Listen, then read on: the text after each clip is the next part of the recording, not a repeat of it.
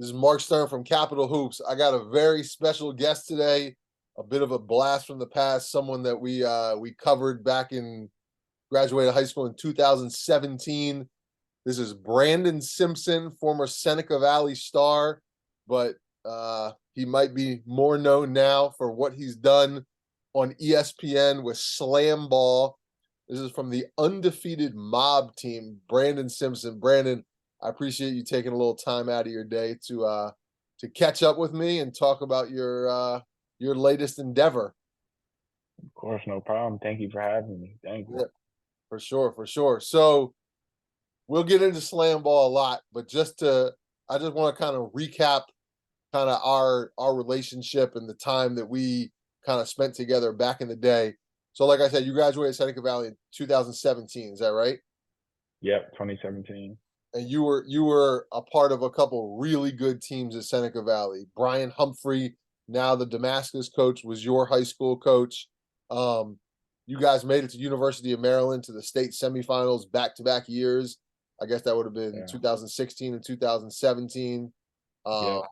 Lost in the semis both years, but for like Seneca Valley basketball was not really a big thing prior to you getting there. Like they were not a Yeah. staple you'd see at the University of Maryland. So I think you and your boys kind of put the Screaming Eagles on the map basketball wise a little bit. Talk to me kind of about your tenure at Seneca Valley, kind of some of your memories, some of the big games you played in. Uh, Man, school wise, I really don't remember much, but basketball was like the best times in high school. Really, just because playing with my brothers, like we all then went to middle school together, or like the other middle school next to us, and we always played against each other. We were on the same AAU team. So, I mean, just having that chemistry and then finally being able to go to high school and all of us playing together on one team, it was great. Freshman year, uh, it was we a lot of us freshmen we played JV for the first bit, and then we got pulled up to varsity for the last couple games. And then once we got pulled up, they finally won the first game, and then the first season was like 1-20 something. Oh wow, And then I never knew that. yeah. And then the next year is when we got Coach Hunt. Shout out Coach Hunt, man. Uh and then after when he came in, he sort of just put us in the system. He already told us like he didn't already know watch us because he seen us playing JV. So he's already sort of reading and trying to figure out a game plan for us, I guess. And like I mean he just put us in the system. And like I said, we already had the chemistry knowing playing with each other for years. And yeah, and then the rest we just sophomore year was great. We almost made it to Comcast, just came up short. Junior and senior year, we made it to Comcast, but came up short again. But I mean, I can't remember what game, but I mean, like every game, honestly, to me was like just a great game. I remember. I guess one of the most memorable was my senior year, like a couple days before or after my birthday where we played Walter Johnson, but I had like that was a career night for me. I had 42 points. I had my 1,000 points Wow. that night. Um, yeah, that's probably that. And then just playing that states on that big stage. Everyone always wanted to go play in just a bigger arena than their high school one. So just getting that experience really was all. And then at the end, just the brotherhood and the relationships I formed with my teammates at that time. We lost one of my closest boys, Andrew. Rest in peace. A tragedy, he had drowned one year at Lake Ligonor, and he was a year above me. That was my junior year, and I just know like after that brought us even closer together and like gave us a mission going into my senior year to try to go get that state for him. But we didn't get it, but I know he was still proud of what we did and what we accomplished for him, though. Brandon, I remember the first time I ever saw you play, at least I think it is, you hit a game-winning shot at BCC with like one Uh, second, 2 seconds left, something like that. there was like a clock malfunction. Do you remember what I'm talking about? Yeah, I do remember that. I do remember that. I think It that was was I think it was like this December. yeah. Tell me about tell me about maybe a game or two of your fondest memories. Obviously, I was only there for 5, 10, 15 of your games. Obviously, you remember every single one. Was that BCC game winner? Like, was it Uh that a memory that sticks out to you? Because I know you were involved in a lot of big games. yeah, I'll probably say that one was for sure because that was coming into my sophomore year, us coming straight from basically 1 year, one win the year before. Yeah, And so um oh, what happened to my screen? You there? Am I still yeah, there? yeah. I'm here. I can't see my screen. But yeah, just that game was big because the year before BCC had just went to I think states or something. And that was just a big win after knocking them off after they were just at states the year before, and us starting that whole new team with Coach Hunt, that being the first game. And I remember their stands were packed too, and they had some deep bleachers. And Yeah, I guess just hitting that shot, I remember definitely after the celebration, I definitely remember that. I probably went a little bit overboard, but like to us, that was like winning the championship. Like I guess that let us know like that year, yeah, we coming to compete, contend. right, right. Any other games that like stick out to you? I know we talked briefly off camera. The buzzer beater y'all had against Tuscarora in the playoffs. That was for my money. That was one of the better games I can remember covering over the past decade. Yeah, that one was good as well. Cream hit that buzzer beater, sealed the deal. Um, And that y'all were like in trouble during that game, if I remember correctly. Like I it mean looked, that whole game was back and forth the whole time. It was a good heavy competition, hard fought game. yeah, yeah. All right, so we graduate from Seneca Valley in 2017. That's probably the last time I ever talked to you or saw you. Maybe saw you at like an all-star game after that or something like that. So Yeah. kind of walk me through everything since then. I guess we'll start with college. I know you got your degree, played some good college basketball, but kind of walk me through the post Seneca Valley years. So after after Seneca, I had to attended the Division II called Emmanuel College in Franklin Springs, Georgia, right outside of Athens, close to the South Carolina border. Uh, great. It was a good school. It's cool, little private school.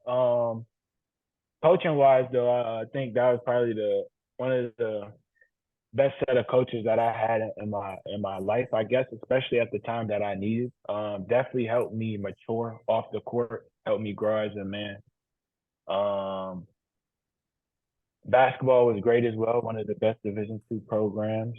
Um, Won a lot of games. Won a couple of championships there as well.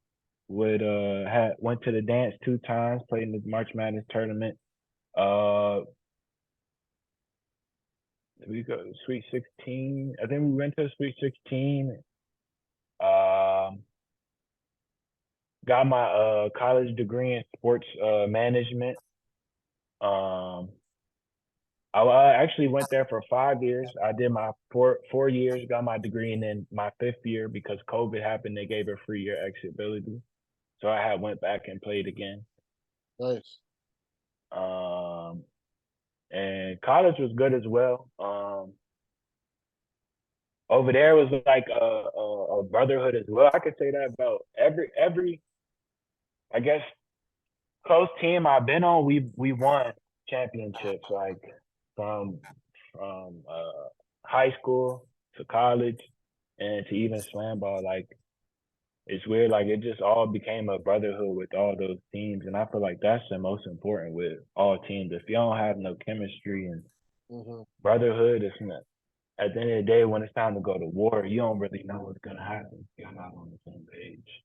For sure. I mean, I see that a lot as well in covering basketball is those teams that really buy in, and it's not even just the players, the coaching staffs, Mm-hmm. everybody. When you're really invested and bought in, like I feel like the success is kind of comes behind that. So Yeah. That's right. cool. So 5 years at Emmanuel College. So we're graduate. So you graduate. What was that in I 21? graduated in 21 and and left 22. Okay, and then After that, I had got an opportunity to play in Argentina. okay. Uh, got about 6 games, and sadly had got let go. So when you Just go that play, side of so when you go play in Argentina, you don't sign like a season long contract or a year long contract. It's basically like going down at any minute we can get rid of you. yeah, Wow, yeah. You just sign a contract and you go over there, and then they could call you into the office whenever and just say, yeah, this decision we made, and blah blah blah blah. Yeah, that's the side of the professional business that not a lot of people talk about. And I mean, I'm sort of thankful that it happened to me on my first experience, because now I see how that side is, how to read people better, how to really understand and think about stuff more deep. You know what I'm saying? Yeah, so I think that is sort of a blessing for me. so how long after Argentina doesn't work out does slam ball start? Is that like shortly after, or there was some time in between? Nah, there's a couple months in between. I come to Florida. I start working for third party construction company doing labor in the hot sun of Florida with water barricades, fencing, Whew. hard work. Yeah, labor. So I'm doing that for a couple months, and then my college coach calls me, and he knew my situation in Argentina, and he knew that I mean I could still play and do something.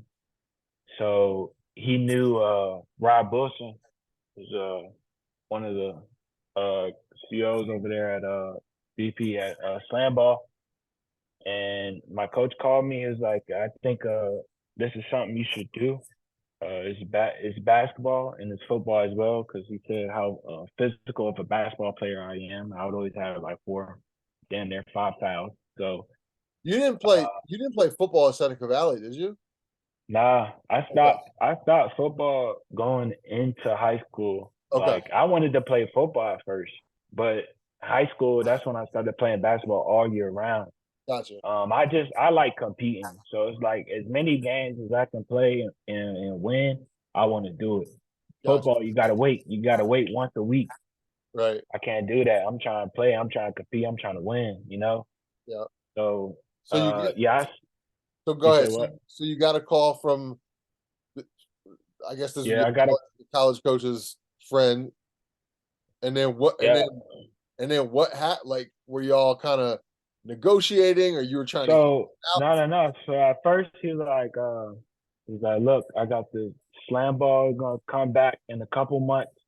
Would you like to do it? I'm gonna call you in a couple months. See where your head's at, whatever. One random like Thursday, I think it was, my phone rang. I'm like, man, I haven't talked to this dude in a couple months. I remember what he said, picked it up. I'm like, yeah, what's going on? Blah blah.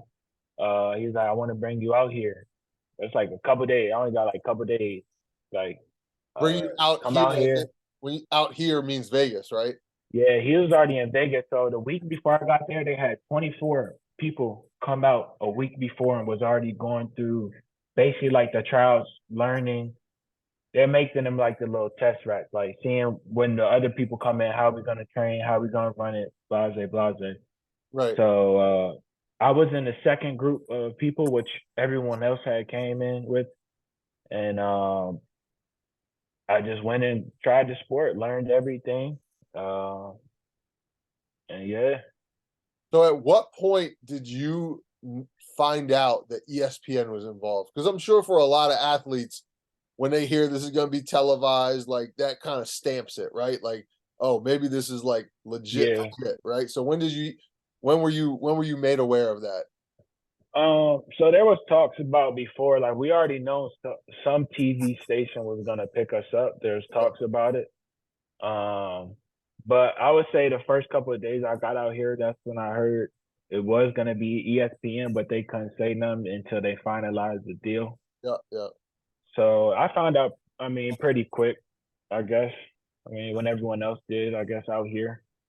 So you're all right. So you're out there with a group of what you said, 20 or 24 people, just kind of like practicing, Well, learning the game a little bit.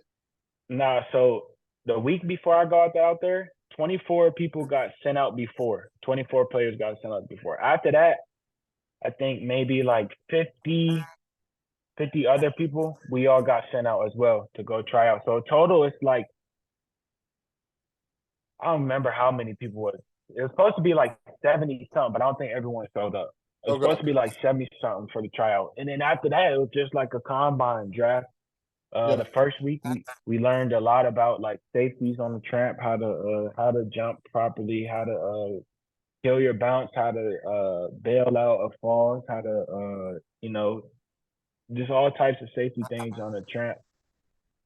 And then like the week after that is when they finally introduced the basketball side, when we started touching the basketballs and stuff and learning a little bit of the rules and how to jump off the tramps with the basketballs, going full speed, just really building up. Because I mean, everyone that was there is all being taught this sport for the first time. No So one there knows. that was going to be my next question was, did anybody who play have any experience with Yeah, slam ball before? not with slam ball. No, there are a couple of players in the league. One on my team, Cam Hollins. He actually is a professional dunker. So like at the halftime shows of the Indiana Pacers, he would go jump off the trampoline and do that. So he already had a feel for that as a that space, but still putting all the other rules and what slam ball is into that. Nah. Gotcha. So, all right. So the first group goes out, like 25 of them. You're part of the second group. There's like whatever, 40 to 50 of y'all, something like that. Yeah. And then I guess after that, all of y'all come together. And I'm assuming some people like quit or just decided like this isn't for me or something like that. Yep. Yep. So it's like a week and a couple of days long combine tryout, whatever. Some people quit, some people got cut. Uh, and if you made it, you made it. And then there was a draft at the end of the combine. That's how we found out what team and where we're going and who we're playing Is that for. is that like a live draft that like all the players Uh, are there for, or it how's it? was it wasn't a live draft, and I think only the first 24 was uh at the draft. Like I wasn't even there. I was in my hotel room when my coach had Were, called me. were you pretty confident you were going to get picked, or you had no idea what was about to happen? Nah, I felt like I was gonna get picked. I mean, I could see where I was like in the combine. Like I could do everything they were doing, and I could see like the communication wise, the way the coaches was talking to me and Yeah. trying to give me pointers and stuff. So that I mean showed me something. So I had a good feeling I was gonna get picked up. And how many teams were in slam ball? Was it eight? There was eight this year. Yeah, And then there's how many? Like 8 players per team, 10 players per team, something like that. like seven to eight, Okay. 7 to 8. So Yeah, we're and then talking there's like like so we're some talking like IR players. okay. So there's probably somewhere, if my math is right, between like 55 and 65 players in the league, something like that. Yeah. So Yeah. so after the draft, like everyone's teams are created, and is there like contract negotiation, or does everyone get paid the same amount, or how does that work? So the pay went down to what round you got drafted in. Okay. Uh so what depending on what round you got drafted in is what's your pay. But everyone got paid good at the end of the day. Everyone was pretty happy with what they were making. Yeah, for And what round sure. were I you mean, what round were you picked in? I was picked in the third round. In the third round? So Yeah. everybody else in the third round made the exact same amount. Yep. Yeah. And then the coaches, where do they like how do they find the coaches? I know some of them had like a history with slam ball, like they were involved with it Yeah. back in the day. But how That did that was that was that was mainly it. So either they had coached, they were already coaching when it first started, or they were players that were playing when Okay. it was going on. Okay. And then And my those were the coaches. only other question about all the background is, was slam ball, like, when was the last time there was a slam ball league? Like, they didn't have one last year, I'm assuming, right? Has it been a while? I think it was like, I don't remember, maybe 2015 or 2017. I think they're playing in China. So after LA, they had went overseas and they were doing really good in China. They loved it over there. So that's probably the last time it was being played over there in China. So, like, in 2015 or 17 or whatever, like, they had like 6 or 8 teams over in China, and it was basically the same setup as Vegas. Yeah, Everybody just lived yeah, in China for like 2 months or something like that.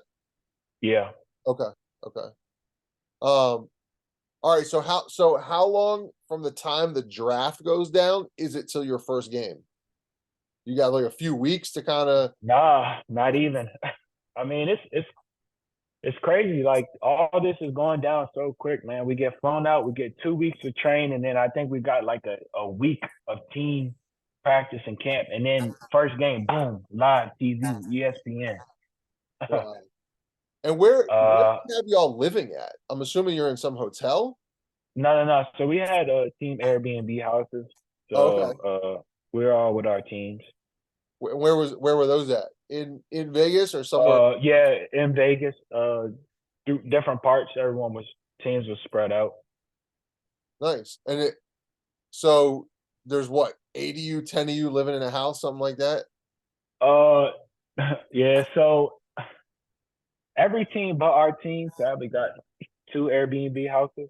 So we were scrammed up in ours. We had people living in the living room and stuff. But there was 7 of us in the house.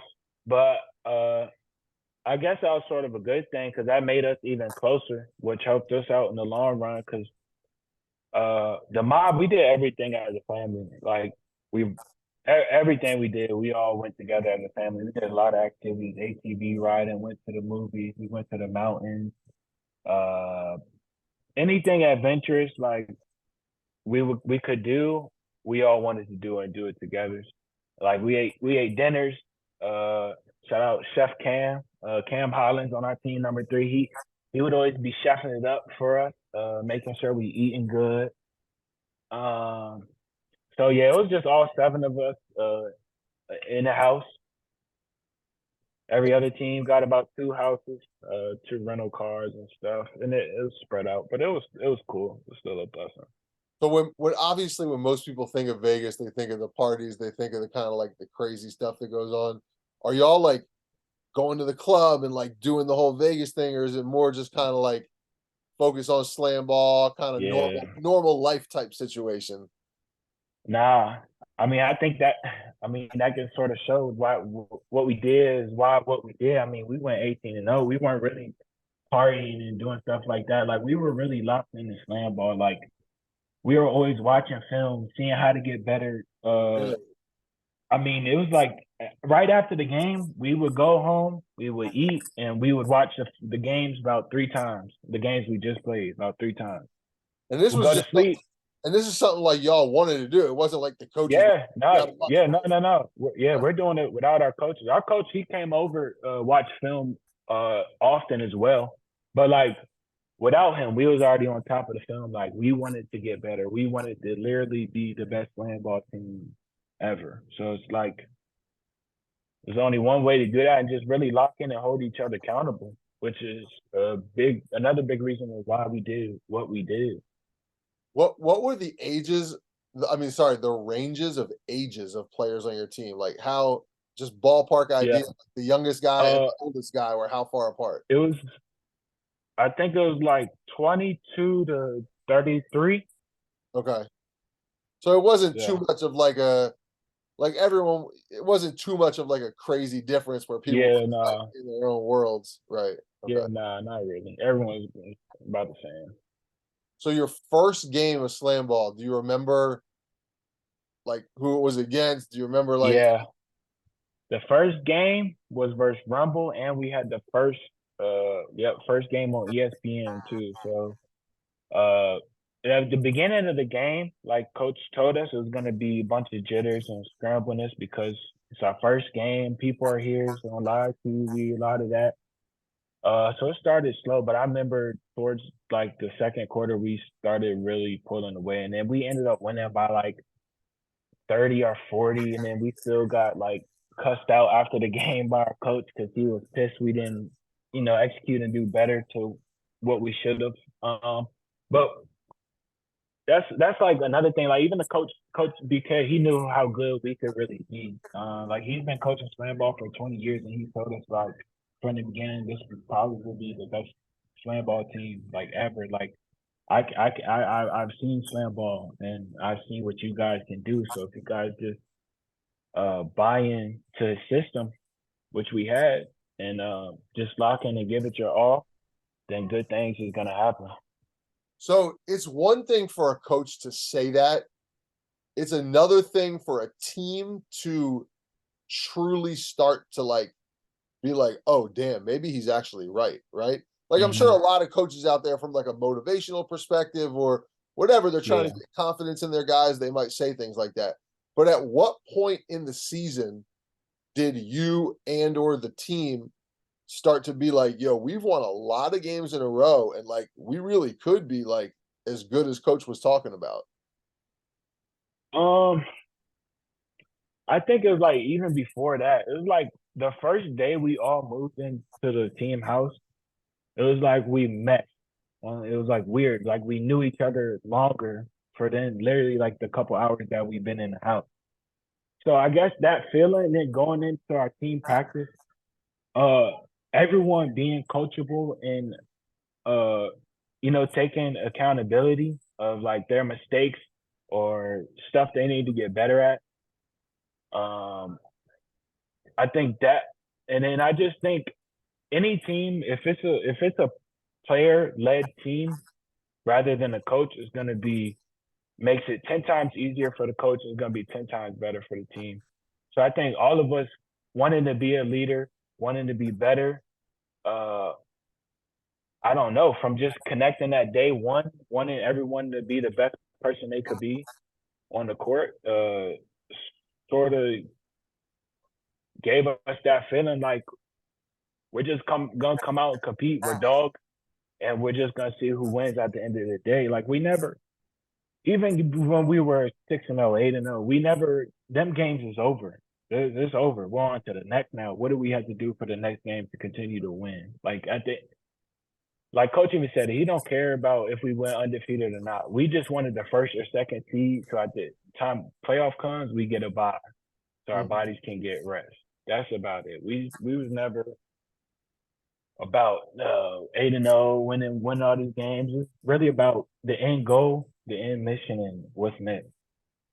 So as you guys are piling all these wins up, could you at any point could you start to see that maybe your opponents are like playing you different, game playing different, or maybe your opponents just like they look like they're about to lose before the games even start because they're going up against a juggernaut. Like did anything Yeah, change like game to game as the season started to progress? yeah, for sure. Especially because we played every team about at least 3 times.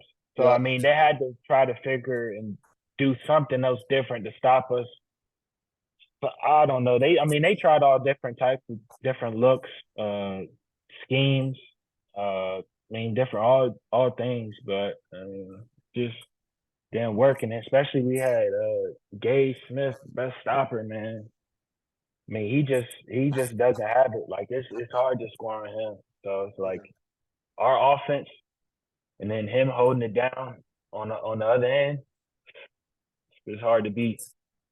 So I should have asked you this before we started talking about slam ball, but real quick, can you just give everyone that's watching who's not real familiar with slam ball just kind of an idea of sort of how it works? Like you play, I think it's Thursday through Sunday. There's games. Everyone plays Yeah, a certain amount of games per week. All of them are televised, I think. But can you just kind of go through yeah, like the weekly routine for all the teams each week? yeah. So Sundays usually Sunday or Monday usually day off. Then the other days are practice until Thursday to Sunday, which are game days, which are broadcasted on ESPN. or ESPN2 or ESPN Plus. And you play either two or I think it was 2 days, 2 out of the 4 days.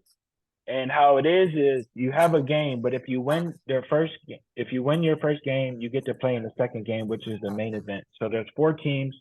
The 2 winners play each other in the main event. So there's 3 games.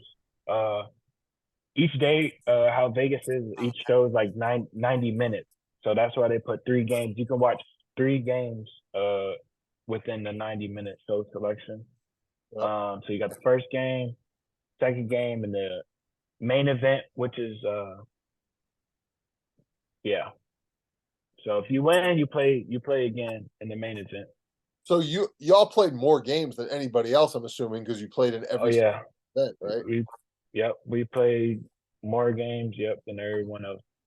Are there any bonus, like y'all went 18-0, you won the championship every single day? You're playing 2 games where most teams are playing, sometimes 1, sometimes 2. Do y'all get any financial bonus because you're playing twice as many games as other teams and you're going 18-0, or is it kind of a forward contract? It is what it is. Sadly, not. I think we should have for sure, especially like you said, as many games as we played, as many times as our bodies was on the line for the sport. And then I think the mob was always sold out of gear. Everyone wanted to buy our gear. I mean, the mob was just honestly putting on for slam ball. Like the people wanted to come see the mob play. It's like we're the only team. It wasn't a one-man show when you come to see the mob. Everyone's eating in the mob. The ball's being passed around the whole court. Everyone's dunking. You got alley-oops. You got people getting jumped over, dunked on. Cam going McNasty between 360.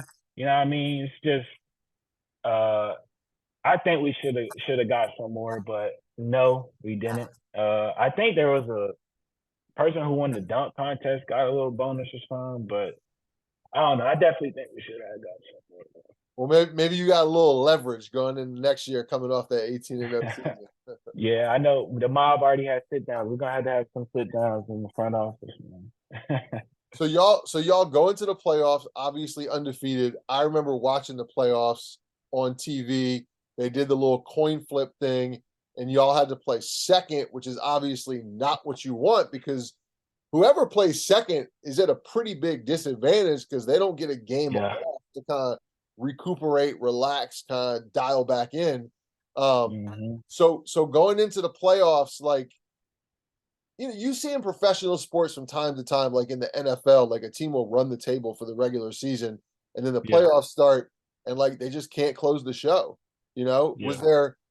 Were y'all like a little nervous? Like, we have crushed it all year, and it would be such a waste if we can't finish the deal right now. I'm sure that had to creep into your mind a little bit, right? Yeah. I mean, yeah, no, we're definitely all thinking about it. You know what I mean? We came this far.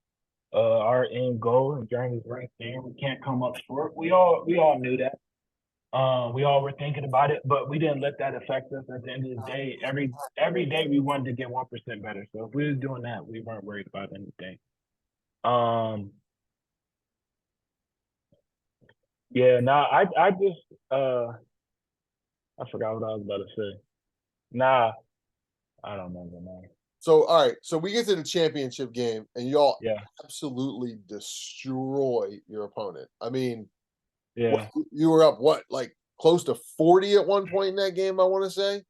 yeah. A lot of our win margin was huge. We blew a lot of teams out by like 25 plus. Um, I I don't really know what it. I don't know. At some point, teams did start not to give up, but it's like they realized they couldn't do nothing, and they didn't really want to jump in there with Gage. So it was like Right. sort of giving us the ball. We were just going outlet. We were going and running and playing. And then the one thing about, like I said, our team is we have a bunch of dogs. Like we're not gonna stop until probably like 20 seconds left on the clock. Until there's 20 seconds, we gonna keep going, fighting, hitting. We just gonna keep going, playing. And a lot of other teams really didn't have them dogs like that. Right. So you mentioned Gage. tell everyone real quick, kind of the positions in slam ball, and then Okay. Why Gage was the MVP and what he was so good at that other people like couldn't figure out. Okay. So yeah, so slam ball, you got four players on the court. You got a handler, which is like the point guard in basketball, and then you got the two gunners, which is basically like they run the wings on the basketball court. Then you have a stopper, which is like the goalie of our rim. And at first, Gage wasn't even about to play stopper. He was gonna play gunner, run the wing, because Gage is a high flyer as well. He can jump really high, can finish just a lot of dunks. But then coaches had wanted just to put him at stopper, see what he could do. And I mean, they put him at stopper, and they was like shocked, like he didn't expect him to be that good. And I mean, Gage just really locked in and got better at stopper, and that's why he's the MVP. I mean, Gage. You can put Gage at any position. He can play handler too. He can dunk. He can dribble. He can shoot. He can uh block every shot. Like I was telling you, every time Gage goes and contests the shot, his hand is touching that ball. Like he's blocking it, or if he gets goes up, he's gonna hit the tramp on his back, bounce right back up, go contest something on the other side. Like Yeah. the stuff he does is crazy. And it's like to hear my coach, who's been coaching slam ball for 20 years, to hear him say he's never even seen someone do what Gage is doing. Like to see it first person is crazy. Like especially seeing some of the blocks and stops he makes, looking at it like this is like wow. It's crazy. Gage is a hell of a player, man. So the first time I saw you on TV, I was actually at a friend of mine who's a high school basketball coach. Shout out Coach Behan from St. John's. I was over at his place and we had something on ESPN and we were just sitting there and all of a sudden slam ball just randomly comes on the TV and I look up at the TV and I see you out there and I'm just like I'm like let me Google Brandon Simpson real quick because I'm 90% sure I just saw him playing slam ball on ESPN. So I Google you and sure enough it's you. So I text Coach Humphrey and Yeah. I'm like what's going on here? How did Brandon Simpson get into this? And then I start texting a couple more Montgomery County coaches, like, turn on ESPN right now. You're not gonna believe who's on TV right now. And I'm pretty sure that night you were actually playing stopper. Was there it might have just been for a few Oh minutes. yeah, probably like a possession. It was like Nah, it was nah, early. yeah. It was early in the season, like the first or second week. Do you remember? And I think you had a few big block shots. Maybe I'm not remembering. Nah, nah. I mean, I know I played stopper a few times. I probably had like one stop, but I wasn't really getting in that stopper box. That wasn't for me. That was Gage or Yeah, Cam or yeah, Deontay. I'll get in like if it's a fast break and I got to get in and try to stop. I'm gonna do that. But like, yeah. yeah, So nah, so fast forward, I actually the following week I was actually already had a trip out to Vegas planned to go to that Terrence Crawford Errol Spence fight, and I pull up the yeah, slam ball schedule and I'm like, oh, the mob is playing on I think it was Thursday night. So I came Thursday. out, I saw you play there, and that's when I saw Gage for the first time, like doing what he does, and Yeah, I mean, I can't remember. You see a lot of people in sports who are like dominant at what they do, whether it's hmm, pitcher in baseball or whatever. But that guy was so dominant at his role. He yeah. was a lot of fun to watch. And when he won MVP, I was hoping they weren't going to go rogue because he was very deserving of that. Yeah, he deserved it. He deserved it. Well deserved. So, all right. So, real quick, I appreciate all the time you've given to me today. But real quick, tell me about like what's next with Slam Ball. Is there another season that's gonna happen? Like, where do we go from here? I think everyone would agree this was like a huge success this year, right? Especially with ESPN getting in Yeah, the mix, and you got Marshawn Lynch announcing the champ. Like, it seemed to gain a lot of traction as the season went on. Is that fair to say? yeah. Yeah, for sure. I think we did great this year. Our numbers were good, broadcast wise. Like you said, we had a lot of stars come out. So Marshawn Lynch, Des Bryant. Marshawn was talking about Marshawn loves the sport. Like he wanted to keep learning. He was like he wanted to come back and commentate next year. So I mean, yeah, he had a hell of a time there. We got a lot of big other sponsor names as well into it, but I think yeah, we're going in the right direction. Uh, just gotta continue to put it out there as much as we can and get good feedback. But they're saying about 2 to 3 months, maybe a little domestic tour will go inside the U.S. And then by the beginning of next year, we'll take an overseas trip.